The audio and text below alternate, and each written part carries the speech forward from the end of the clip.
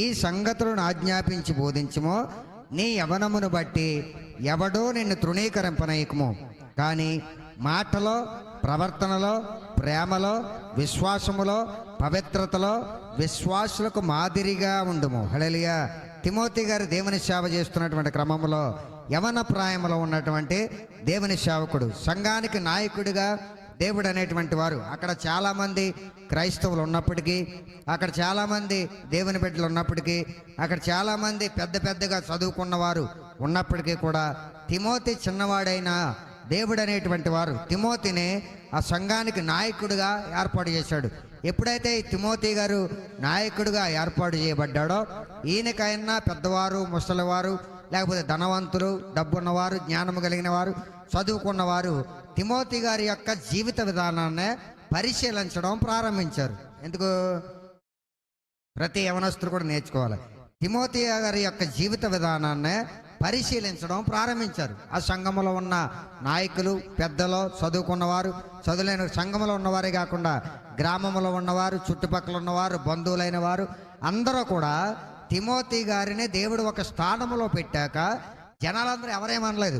ఎవరో ఏమనకుండా తిమోతి గారి యొక్క నడిచే విధి విధానాలనే, తిమోతి గారి యొక్క జీవిత విధానాన్నే కనిపెట్టడం ప్రారంభించారు. అప్పుడు పౌలు గారు తిమోతి గారికి చెప్పిన అత్యంత విలువైన బోధ ఏంటంటే, నీ యవనమును బట్టి ఎవడునో నిన్ను తృణీకరింపనీయకుము.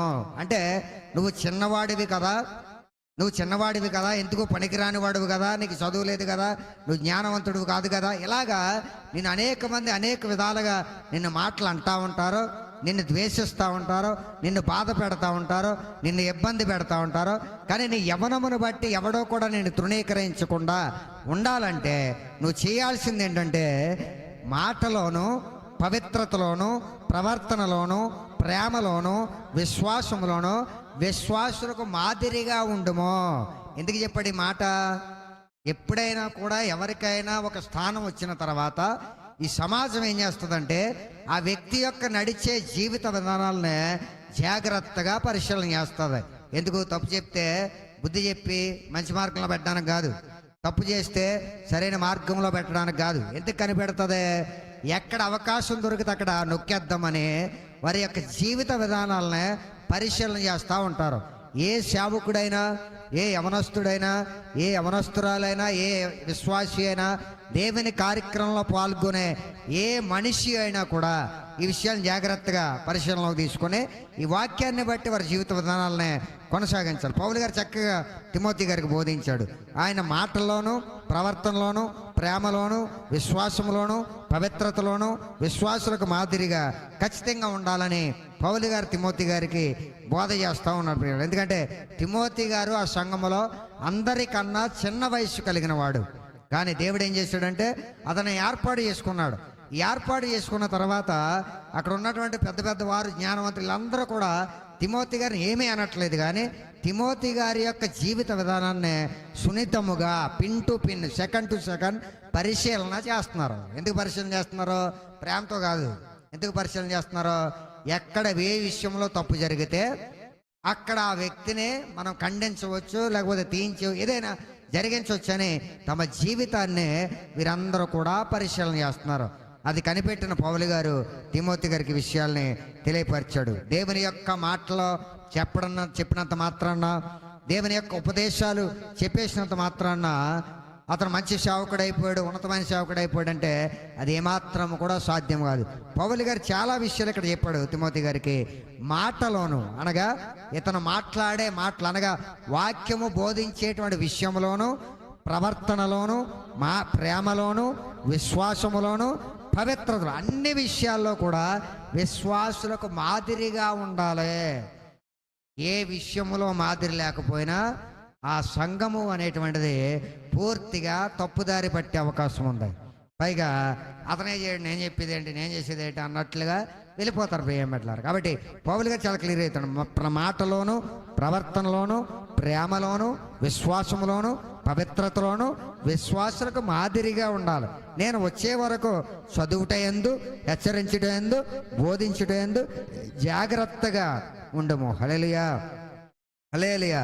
ఇక్కడ పౌలు గారిని మనం చెప్పిన విషయాలు మనం గమనిస్తే సంపూర్ణ క్రైస్తవ జీవితాన్ని మలిచే సంపూర్ణమైన క్రైస్తవుడు ఏ విధంగా ఉండాలో చెప్పేటువంటి విషయాలు ఇక్కడ 5 సంగతుల గురించి పౌలు గారు ఇక్కడ తెలియపరుస్తున్నాడు.